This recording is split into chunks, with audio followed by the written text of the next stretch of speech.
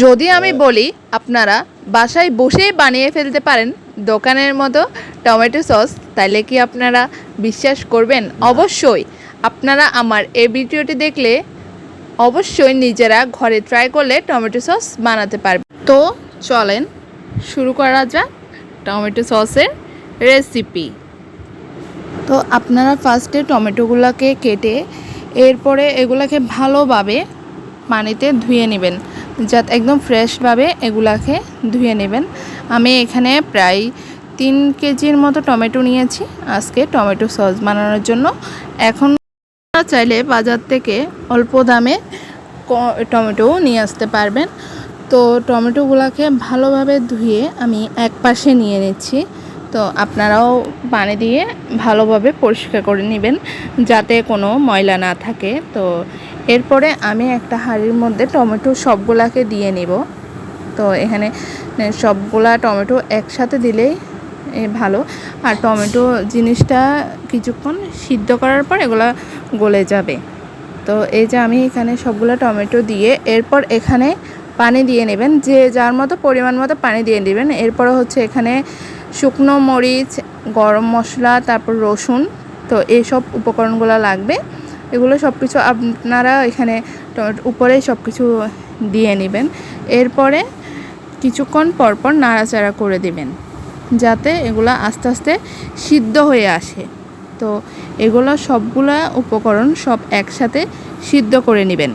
তো পুরোপুরি সিদ্ধ করে নেব যতক্ষণ না পর্যন্ত সব সিদ্ধ হচ্ছে। সব একসাথে সিদ্ধ করার পর কিছুক্ষণ আপনারা ঠান্ডা করে তো ব্লেন্ডার কাপে নিয়ে আমরা ওগুলো ব্লেন্ড করে নেব। তো এখানে আমি প্রায় অনেকবার অল্প অল্প করে ব্লেন্ড করেছি। এরপর একটা ঝাঁসনি নিয়ে এটার মধ্যে হচ্ছে আপনারা অল্প অল্প করে একটা চামচ দিয়ে সবগুলা নেড়ে চেড়ে আপনারা এগুলা ভালোভাবে ছেঁকে নেবেন। তো এখানে এই যে আমার সবগুলো টমেটো সস আমি একসাথে ছেঁকে নিয়েছিলাম। তো আমার 3 কেজি পরিমাণ টমেটো সসে প্রায় অনেক টমেটো সসের মতো হয়ে গিয়েছিল। আপনাদের এত কিছু ভাবার দরকার নেই। এরপরে আপনারা এই একটা হাঁড়ির মধ্যে তেল দিয়ে এখানের মধ্যে যে টমেটোগুলো আমরা ছেঁকে নিয়েছিলাম ওই সবগুলো দিয়ে নেবেন। দিয়ে নেওয়ার পরে কিছুক্ষণ পর পর নাড়াচাড়া করতে থাকবেন।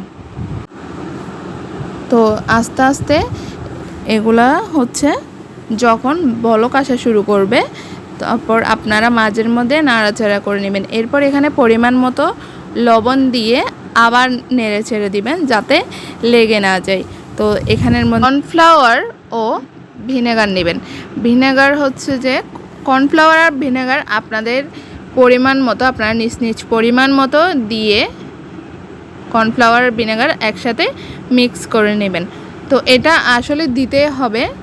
তো তারপরে হচ্ছে আপনাদের টমেটো যে সসটা বানাচ্ছেন এটা অনেকটা ঘন টাইপসের হবে। তো এরপর আমরা টমেটো ওই যে সসের মধ্যে এইসব কর্নফ্লাওয়ার আর ভিনেগার একসাথে মিক্স করে রাখা এগুলো দিয়ে নাড়াচাড়া করে নেব। তো এরপর আপনারা পরিমাণ মতো চিনি দিবেন, যে যার মতো পরিমাণ মতো চিনি দিবেন।